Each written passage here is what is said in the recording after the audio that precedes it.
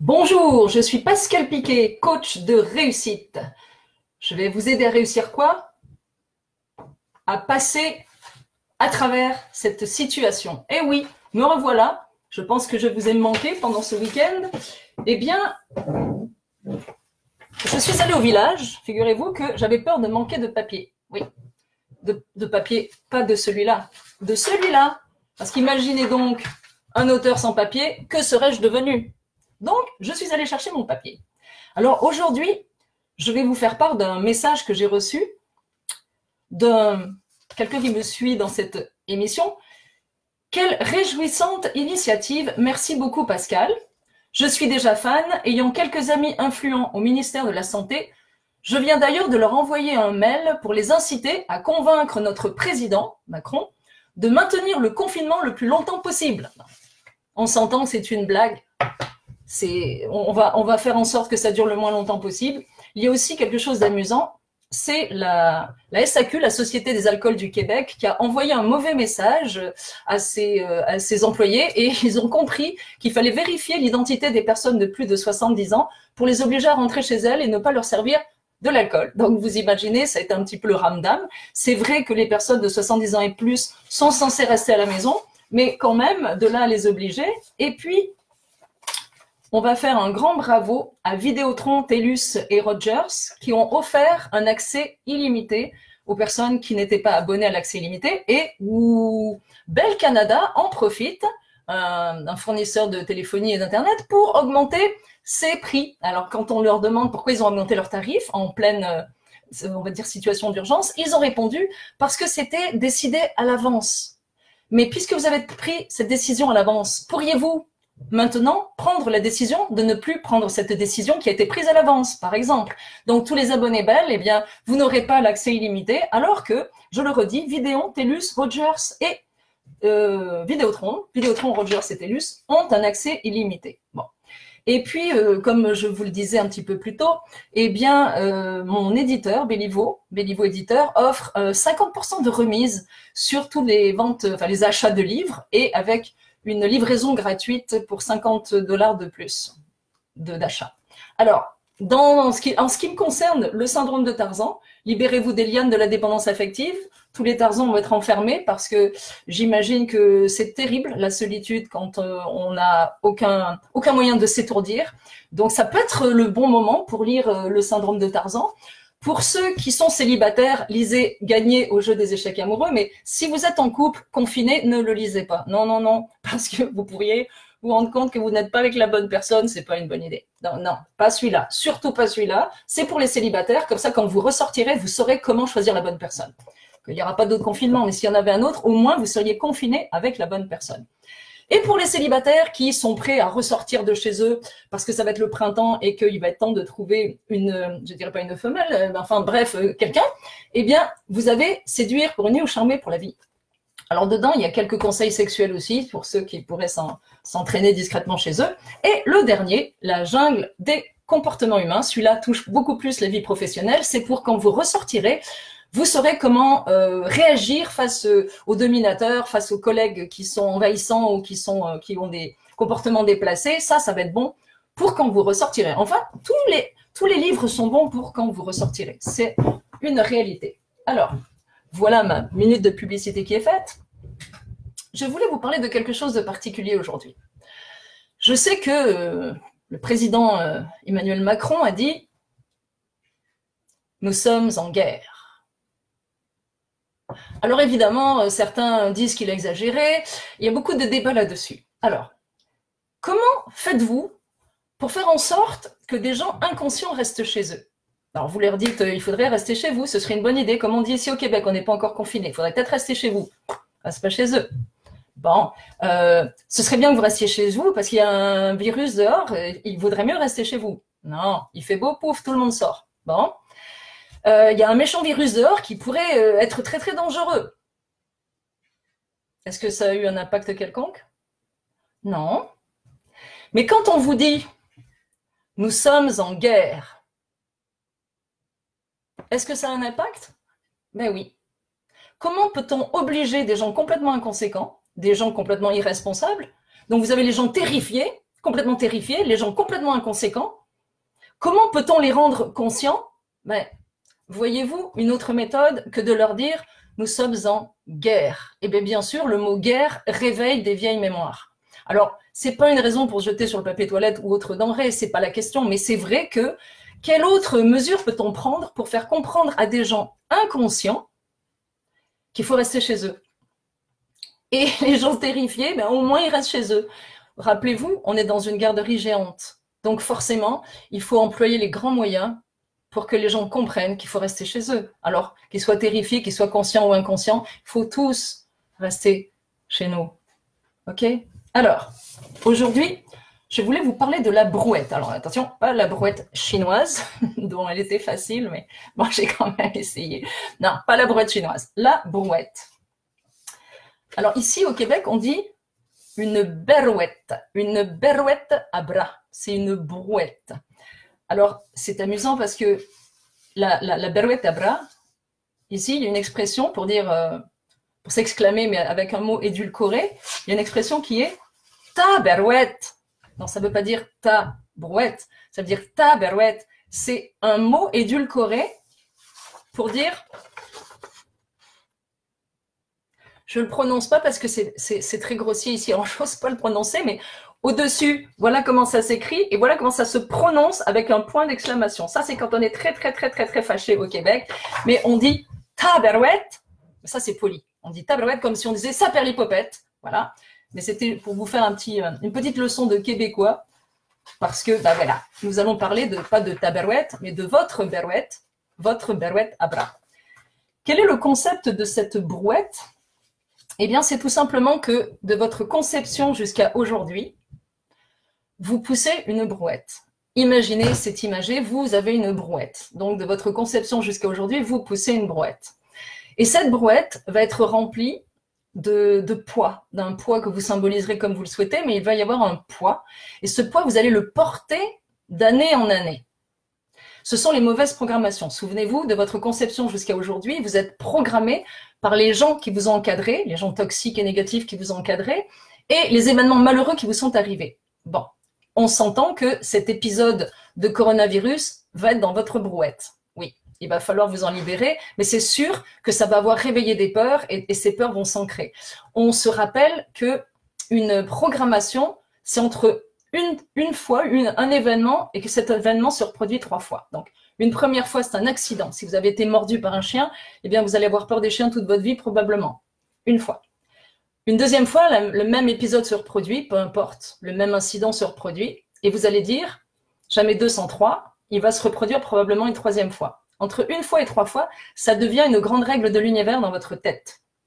Donc, du coup, vous portez ça dans votre brouette. Et le pire, c'est que vous allez vous mettre tout seul dans des histoires qui ressemblent exactement à ce que vous avez vécu dans votre enfance, et vous allez être traité dans votre vie d'adulte comme vous avez été traité dans votre enfance. Donc, les gens, les événements mettent du poids dans votre brouette. Eh bien, ce poids-là, il va falloir vous en libérer. Et on ne s'en rend pas compte. Il n'y a pas que les gens toxiques qui mettent du poids dans votre brouette, il y a, je vous le disais, les événements, mais il y a aussi la société. La société qui nous fait croire qu'il faut se marier, avoir des enfants, et puis on suit le principe, la maison, le chien, et on n'est pas obligé. La religion aussi, la religion par la culpabilité, mais beaucoup de choses dans votre brouette. Donc tout ce qui va vous programmer, tout ce qui va être lourd dans votre vie et vous faire partir dans la mauvaise direction. Parce que vous deviez aller dans cette direction-là. Mais les mauvaises programmations des autres, donc en priorité les parents, quand ils sont souffrants ou pas bienveillants vis-à-vis de vous, ils vont vous envoyer dans l'autre direction. Mais dans l'autre direction, tous vos sens sont brouillés. Vous prenez des décisions qui ne sont pas de votre fait. Vous prenez des décisions qui sont programmées par ceux qui vous ont encadré. Ne serait-ce que par la culpabilité. Ne serait-ce que par la peur du jugement. Vous voyez, ma fille qui m'a barbouillé le visage était pliée de rire. Elle m'a dit, mais maman, tu vas pas apparaître comme ça. Si, si. Mais bien sûr que si. Moi, la peur du jugement, je ne sais même pas ce que c'est.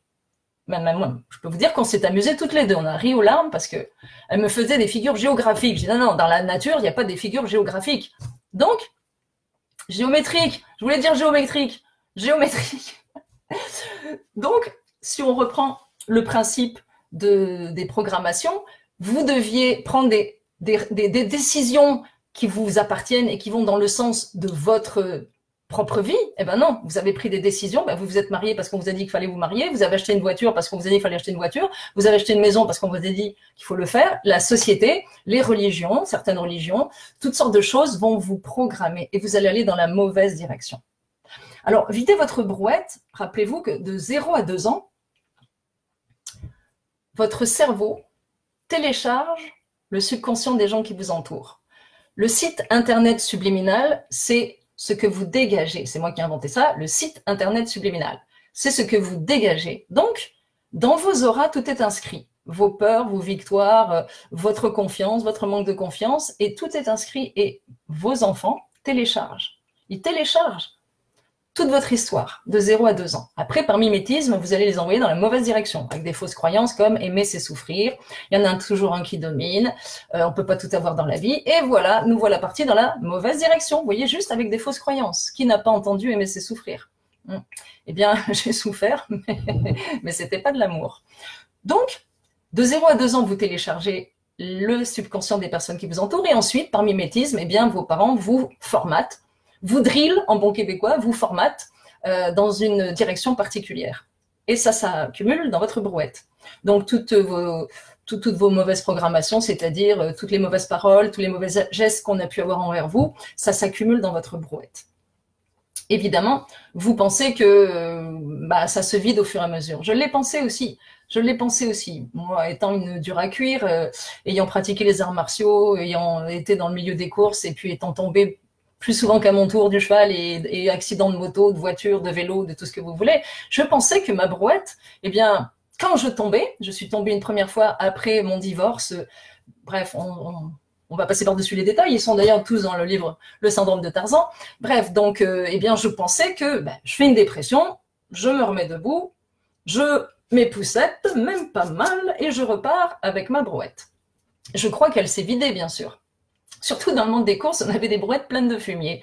Donc, je repars. Qu'est-ce qui s'est produit? Je me suis habituée au poids de ma brouette. Ouais, je suis repartie, mais moi, je crois qu'elle s'est vidée parce que je me suis reposée et puis que j'ai repris du poil de la bête et me voilà repartie avec ma brouette. Et puis, quelques temps plus tard, juste avant de venir au Québec, boum, deuxième chute, je retombe. Je me relève, je sais que je vais au Québec, je pense que je suis arrivée en terre promise. Me voilà repartie avec ma brouette. Et une troisième fois au Québec, boum, je retombe. Et à chaque fois, j'ai cru que ma brouette se vidait, mais pas du tout. Elle se remplissait, elle se remplissait, elle se remplissait, elle se remplissait. Je m'habituais au poids, je repartais. Je tombais, je m'habituais au poids, je repartais, je tombais. Jusqu'au jour où je suis vraiment tombée et je n'ai pas pu me relever. Tant mieux, tant mieux. Donc, ça veut dire que votre brouette, eh bien, elle se charge, ça s'accumule. Et à un moment donné, eh ben, c'est la dépression, le burn-out. Parce que ça a commencé par l'anxiété généralisée. Vous avez comme un tableau de bord sur votre brouette qui vous dit hop, hop, hop, il y a quelque chose de trop lourd, hop, hop, hop. Donc, ce tableau de bord, vous ne l'écoutez pas. Alors, il est en train de vous dire, je te lance un inconfort, là, pour que tu te rendes compte que ta brouette est trop lourde. On continue, on va se muscler, on continue, on est des brutes, hein, on continue d'avancer. Et puis après, c'est un épisode d'anxiété, parce que la brouette, elle commence vraiment à être lourde. Non, on l'écoute pas. On continue. Alors après l'épisode d'anxiété, c'est anxiété généralisée. L'anxiété généralisée, elle est là pour vous dire ta brouette est trop chargée. Non, on va continuer. On va se dire, bon, je fais de l'anxiété, je vais boire, je vais me droguer, je vais trouver un moyen de me réconforter et d'anesthésier le signal d'alarme que je ressens. Et on continue. Et on continue jusqu'à ce que ça finisse en dépression, en burn-out, en anxiété généralisée et jusqu'au suicide. Et oui, parce que ça finit comme ça. Pour certaines personnes, Dieu merci, mais on finit comme ça. Parce que votre brouette est trop lourde. Alors certaines personnes me disent, mais je comprends pas, j'ai tout pour être heureux, mais c'est lourd, j'ai une insatisfaction chronique, je me sens triste, même si j'ai l'impression d'avoir tout ce qu'il faut, je n'y arrive pas. Et vous vous tapez sur la tête parce que vous vous dites, eh bien, je suis quand même... malveillant par rapport à ce que la vie m'a apporté, parce que je devrais être heureux, je n'y arrive pas. Mais c'est normal. Votre brouette à bras, elle est pleine. Elle est pleine. Alors, on peut mettre le plus bel environnement qui soit, quand vous avez cette souffrance à l'intérieur parce que vous avez accumulé les blessures. Regardez, par exemple, si je prends votre main, puis je tape dessus comme ça, pim, c'est rien. 2 fois, bon, 3 fois, bon. Mais si je fais ça toute la journée, qu'est-ce qui va se passer? À un moment donné, il va y avoir un bleu et vous ne supporterez plus le contact du stylo, il y a des chances que vous me tiriez une droite. En fait, c'est ça. Imaginez que vous vous levez le matin et puis vous vous cognez les orteils dans le pied du lit. Ça vous est arrivé? Ça fait mal. Ça fait très très mal. Donc ensuite, vous décidez de prendre une douche. Vous voilà parti à la douche, il n'y a plus d'eau chaude. Toute la famille a pris toute l'eau chaude. Vous voilà, douche froide. Bon, vous allez chercher votre voiture dans le stationnement ou en bas dans la rue et votre voiture, comme on dit en bon québécois, elle a pogné un flat. Je traduis. Il y a un pneu dégonflé ou crevé. Donc, il faut changer le pneu. Vous arrivez à votre travail. Il y a une succession de problèmes qui vous envahissent. Vous rentrez chez vous, vous êtes épuisé, vous avez eu une vie de chiotte. Et donc, vous essayez de rentrer la clé dans la serrure de votre porte d'entrée et vous n'y arrivez pas et vous éclatez en sanglots. Est-ce que vous éclatez en sanglots parce que la clé ne rentre pas dans la serrure ou est-ce que vous éclatez en sanglots parce que vous avez eu une journée de chiottes? Donc voilà comment et pourquoi votre brouette se remplit. Elle se remplit, elle se remplit, elle se remplit et à un moment donné, on ne peut plus la soulever. Et tant mieux, parce que sinon, on continue à avancer dans une situation qui est extrêmement toxique pour soi. Donc heureusement que moi-même, je me suis retrouvée à genoux par terre en février 2002 ici, au 730 en Saint-François au Québec, heureusement, parce que j'aurais continué. J'aurais continué à me faire écrabouiller, à n'en plus finir. Et là, j'avais plus, mais vraiment plus d'énergie. Mais souvenez-vous, vous avez 75 millions de cellules parfaitement intelligentes dans votre corps qui sont extrêmement loyales, très, très, très loyales. Elles font tout ce qu'elles peuvent pour vous maintenir, mais tout ce qu'elles peuvent, jusqu'au jour où elles sont à bout de souffle. Donc, souvenez-vous que c'est à vous de les entretenir, ces fameuses 75 millions de cellules qui sont les créatrices de votre système immunitaire, les composants de votre système immunitaire. Donc, prenez-en soin de ces cellules-là, parce qu'elles sont là pour vous. Mais si vous les mettez à mal, si vous ne vous occupez pas de votre voiture, vous changez pas l'huile, vous mettez un peu d'essence quand même, mais à peine ce qu'il faut, un beau jour, votre voiture, si vous mettez pas d'huile, je sais, moi, que le moteur va traverser le capot. Ben oui. Dépression, burn-out, c'est le moteur qui va traverser le capot parce que vous n'avez pas entretenu la machine. Et d'une certaine façon, tant mieux, parce que les personnes qui ont vécu une dépression ou un burn-out, généralement, ceux qui sont combatifs, et bien après ça, ils vont faire du ménage dans leur vie. Ils vont vraiment faire du ménage parce qu'ils vont se rendre compte qu'il y avait des choses beaucoup trop lourdes dans leur brouette. Moi, de ma brouette, j'ai sorti ma mère. Elle était trop lourde. Après, j'ai sorti les deux conjoints. Je les ai sortis de la brouette. Après, j'ai sorti tous ceux qui se servaient de moi de ma maison comme une salle des fêtes en France. Je les ai sortis de ma brouette. Après, j'ai dû sortir tous les gens qui m'avaient pris mes sous. Je les ai sortis de ma brouette. Et puis, il y avait beaucoup de choses qui traînaient dans ma brouette. J'ai tout sorti de ma brouette. J'ai réalisé que ces gens étaient lourds et que tout ça était lourd. Quand on parle d'événements, souvenez-vous que quand même, j'ai porté la Deuxième Guerre mondiale. Ben oui, parce que j'ai été élevée par mon grand-père qui a été dans 2 camps de concentration parce qu'il était résistant. Donc, figurez-vous que quand je vous parlais de recadrage vendredi, qu'il faut trouver quelque chose de bénéfique dans une situation, eh bien mon grand-père, mon cousin et moi, ne nous a jamais parlé de drame quand il était en camp de concentration. Il nous a parlé que de situations comiques, imaginez. Il a réussi. On sait, nous, qu'il y avait des choses dramatiques, mais il n'en a jamais parlé. Donc vous voyez qu'on peut recadrer, on peut vraiment recadrer. Alors, si vous êtes un combatif, eh bien vous allez réaliser que votre brouette, elle est trop lourde. Demandez-vous ce qu'il y a, vous avez le temps, vous ne pouvez plus sortir à l'extérieur, donc rentrez à l'intérieur et demandez-vous, qu'est-ce qui est lourd dans votre vie, qu'est-ce qui est lourd dans votre brouette? Quelle responsabilité vous aviez prise dont vous n'êtes pas responsable? Quelles personnes sont dans votre brouette dont vous n'êtes pas responsable? Souvenez-vous, vous n'êtes responsable de personne et vous ne pouvez sauver personne. Je ne parle pas de vos enfants mineurs. Mais en général, on est chacun responsable de soi. Et le plus grand respect qu'on doit à l'être humain, c'est que chacun est responsable de sa vie. Alors vous vous souvenez, même Dieu ne peut rien faire pour vous si vous ne faites rien pour vous-même. Hein, il ne peut pas sauver quelqu'un qui ne veut pas se sauver. Donc souvenez-vous, cette brouette, elle est chargée. Elle est chargée de comportements et d'événements qui vous ont heurté. J'avais une conversation tout à l'heure avec Sylvain, que je salue au passage, qui me disait que les blessures, on ne peut plus s'en débarrasser. C'est faux. Vous pouvez autant vous en débarrasser que vous vous débarrassez des cochonneries qui sont dans votre brouette. Évidemment, pour s'en débarrasser, c'est en coaching que je peux vous y aider si besoin est. et par Skype, à tout hasard, mais vous pouvez vous en débarrasser. J'ai eu des personnes, des clients qui ont vécu dans des pays totalitaires, des choses atroces, la torture, la mort, les charniers, et ils s'en sont sortis parce que ce sont des combatifs. Oui, on peut cautériser n'importe quelle blessure. On peut, quand on veut. Quand on veut. Et ce travail de vider la brouette va produire que vous allez être en paix avec les acteurs de votre passé. C'est important. Parce que figurez-vous que ce qui vous ramène en arrière, tel un élastique, ce sont vos mauvaises programmations qui reposent sur vos émotions négatives. Souvenez-vous, un stimulus externe, vous avez 30 ans et plus, un stimulus externe vous ramène dans vos chaussures de petit garçon ou de petite fille, et là, vous êtes un enfant dévasté. Parce que l'action qui vient de se produire, l'événement qui vient de se produire, est allé chercher dans votre mémoire un événement souffrant que quelqu'un vous a infligé, ou pas, mais en tout cas un événement souffrant, et ça vous tire en arrière et ça vous ramène de votre vie d'adulte à votre vie d'enfant complètement dévastée. Vous êtes impuissant, dysfonctionnel. Donc, si vous avez un bourreau, l'émotion négative vous ramène en arrière et vous ramène au pied de votre bourreau, et là vous avez 6 ans ou 10 ans ou 12 ans, peu importe à quel âge l'événement s'est produit. Si on nettoie les émotions négatives, du coup, il n'y a plus cet élastique qui vous tire en arrière et qui vous ramène au pied de vos bourreaux. Parce que vous êtes en paix. Attention, être en paix, ça ne veut pas dire reprendre les personnes qui vous ont fait souffrir dans votre vie si ce n'est pas la bonne chose à faire. S'ils ont été toxiques, ils ont été toxiques. Mais il faut être en paix avec ce qui s'est passé. Parce que si vous nourrissez le moindre sentiment de haine, eh bien, vous n'êtes pas en paix, pour commencer. Et souvenez-vous que la colère et la haine, ça vous empoisonne vous, l'autre il n'est pas au courant. C'est vous que ça va empoisonner. Et du coup, chaque fois que vous ressentirez cette haine, ça va vous ramener dans le passé.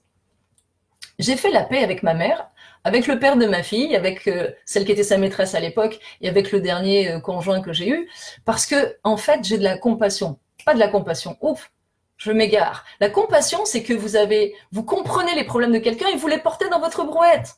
Non, j'ai de l'empathie, c'est-à-dire que je comprends les comportements de cette personne, mais je ne porte pas leur souffrance, mais je les comprends. Donc, je suis en paix. Surtout avec le papa de ma fille, bien sûr. C'est quand même le papa de ma fille, mais c'est pas quelqu'un de mauvais, c'est juste quelqu'un qui était mal programmé et qui partait dans la mauvaise direction. Donc, une fois que je l'ai compris, je suis juste plus sa conjointe et puis ça va mieux. Donc, les mauvaises programmations vont vous tirer en arrière par les émotions négatives, vous propulser au pied de vos bourreaux, et là, vous allez souffrir. Vous allez vous retrouver dans vos blessures d'enfant, le rejet et l'abandon. On en parlera lundi prochain. Le rejet et l'abandon, bien sûr, vous repartez en arrière, mais si vous avez réglé, vous n'éprouvez plus aucune émotion négative, eh bien, pas d'élastique qui vous ramène en arrière et plus de bourreau. Plus d'émotions négatives, plus de bourreau. Merveilleux. Donc du coup, pour prendre mon cas, je suis en paix avec les acteurs de mon passé. Du coup, je suis bien dans le présent, je ne retourne jamais dans le passé. J'ai l'expérience du passé dans ma mémoire, mais il n'y a plus d'émotions négatives reliées. Du coup, je reste dans le présent, l'instant présent, ou je me propulse dans le futur, en visualisant un futur, bien sûr, qui va être prometteur, un futur que je souhaite voir arriver, n'est-ce pas? Donc, dans mon présent, je visualise le futur que je veux, mais je ne vais plus dans le passé. J'ai pas eu une maman forcément adéquate, j'ai pas eu un beau mariage, j'ai pas eu une belle grossesse, j'ai pas eu. Je m'en fous. Ce que je veux aujourd'hui à 58 ans et demi, c'est dans le futur. Ce que j'ai pas eu, ça m'est égal. Complètement. Je suis ce que je suis aujourd'hui avec ce que j'ai eu et ce que je veux pour le futur, mais peu importe ce que j'ai pas eu. C'est du passé. Je veux plus retourner là-bas. Je veux rester dans le présent. L'instant présent. Donc souvenez-vous, cette brouette, elle est chargée, il faut la vider. Il faut la vider en prenant conscience de qui l'a chargée. Et une fois que vous en prenez conscience, eh bien, par une technique très simple que j'ai inventée, vous videz votre brouette et après vous vous en débarrassez. En vous débarrassant de votre brouette, qu'est-ce qui se passe? Vous vous débarrassez du transport en commun. Vous n'êtes plus chauffeur de brouette, il n'y a plus personne dedans. Vous n'êtes plus responsable de personne. Donc du coup, elle s'allège. Vous enlevez tous les événements dramatiques qui sont restés imprimés dans votre mémoire. On les enlève. Je ne dis pas qu'on les oublie, c'est pas abracadabra et boum, j'oublie. Non. Vous pouvez revisualiser ces événements-là sans en souffrir. Comment on sait qu'on a réglé le passé? C'est quand on peut repenser à des événements souffrants sans aucune émotion. Pour ceux qui me connaissent et qui me suivent depuis longtemps, vous savez qu'il fut un temps où j'avais vraiment envie de tuer, puis c'était pas une métaphore, mon mari et sa maîtresse. Je peux vous dire que je rêvais pendant des nuits entières que, croyez-moi, je les passais à la moulinette. Mais aujourd'hui, quand je pense à eux, c'est avec beaucoup d'empathie. Le père de ma fille, encore une fois, bien, j'ai toujours plaisir à lui parler de temps en temps. Et puis, celle qui a été sa maîtresse et qui est la maman du frère de ma fille, eh bien, c'est aussi avec empathie que je peux penser à elle. Je n'ai plus aucune animosité envers personne. Mais souvenez-vous, c'est pas parce que vous avez pardonné à vos parents et que vous êtes en paix, même si vous les avez éjectés de votre vie, qu'il faut les reprendre dans votre vie. Pardonner à quelqu'un ou être en paix avec ça, ça veut pas dire les reprendre. J'ai un de mes clients que je salue, il se reconnaîtra, qui pensait que s'il oubliait toutes les horreurs que ses parents lui ont faites, il allait oublier qu'ils sont toxiques et les reprendre dans sa vie. Pas du tout, pas du tout. On reviendra sur des sujets qui sont concomitants à ce que je vous dis aujourd'hui dans les jours à venir, mais pas du tout. C'est pas parce que vous n'avez plus d'émotions négatives envers quelqu'un qu'il faut le reprendre dans vos bras. Surtout aujourd'hui, il faut plus se toucher, mais il faut pas le reprendre dans vos bras ou dans votre vie juste parce que vous êtes passé par-dessus l'événement. Pas du tout. C'est ok, vous avez compris pourquoi la personne a agi ainsi. Si elle est toxique ou négative, vous avez le droit de ne plus la voir dans votre vie, mais vous pouvez aussi être en paix. Tout simplement être en paix. Alors, ce que je vous propose, c'est de regarder toutes les personnes avec lesquelles vous n'êtes pas en paix. Et puis de voir pourquoi. Et de voir qu'elles sont dans votre brouette. Donc, on a enlevé, on est un autobus où il n'y a plus de personnes dedans, hein. La brouette, vous avez vidé la brouette des gens dont vous vous sentiez responsable, mais vous ne l'étiez pas. Et puis ensuite, les événements toxiques. On peut s'en libérer aussi. Et aussi, comme vous n'avez plus de brouette, il n'y a plus personne qui peut mettre des bêtises dedans. Au Québec, il y a une expression que j'aime beaucoup, c'est « je le prends pas ». Ça veut dire « je ne le prends pas ». Et je pense que ça vient de l'anglais « I don't take it ». Eh bien non, je ne le prends pas. C'est-à-dire, quelqu'un vous dit bah, « tu n'es qu'une cruche », je ne le prends pas. Pense ce que tu veux, mais je ne le prends pas. Donc ça veut dire « j'ai plus de brouette pour que tu mettes tes cochonneries dedans, tes insultes, tes humiliations, ton ironie, ton sarcasme, fini. Non, je te regarde et je dis « non, je ne le prends pas, j'en ai pas de brouette ». Donc, fini les cochonneries qu'on peut mettre dedans. Vous savez que les jugements négatifs et critiques parlent de la jalousie, frustration, et peur de la personne qui va vous critiquer. Ok? Donc ça, je ne le prends pas. Et puis surtout, ce que vous allez enlever de votre brouette, c'est la culpabilité. Vous vous rappelez? Ça n'existe pas dans la vie courante. Coupable, c'est devant les tribunaux au pénal. Dans la vie, on est responsable ou non responsable. Ok? Donc, plus de culpabilité. Si je suis responsable, j'assume en tant qu'adulte responsable. Si je ne le suis pas, je m'en lave les mains et je passe mon chemin. Donc, vous comprenez tout ce qui traîne dans votre brouette? Elle est lourde, elle est cabossée, elle est moche. Il y a du fumier, il y a de la saleté, il y a de la terre, de la boue, du plomb. Il y a toutes sortes de choses, du béton, de l'acier, et puis d'autres choses que je n'évoquerai pas. C'est peut-être l'heure de manger, mais il y a beaucoup de saleté. Donc, il faut s'en libérer. Et souvenez-vous, une fois que vous n'avez plus de brouette, imaginez une brouette très lourde que vous poussez depuis votre naissance jusqu'à aujourd'hui, depuis votre conception, hop, plus de brouette, et là, vous êtes libre. Libre. C'est ce vers quoi on tend en se libérant de cette brouette. Donc, souvenez-vous, une fois la brouette détruite et vidée et détruite, eh bien, vous vivez votre propre vie. C'est-à-dire que vos décisions reposent sur ce que vous voulez, non pas sur ce que la société, la religion, les parents, les gens, les inconnus veulent. Vous êtes libre de faire vos choix, dans le respect de vous-même et dans le respect des autres, bien sûr. Alors, j'ai découvert quelque chose aussi, c'est que quand je pense que j'arrête la vidéo, eh ben non, je regarde que ça, je louche sur le truc, et en fait, vous continuez à me voir, ça je m'en suis rendu compte, hein, bande de petits malins. Donc, si vous avez des questions, vous savez comment vous pouvez m'écrire, hein, vous me les posez en privé ou sur la page Facebook.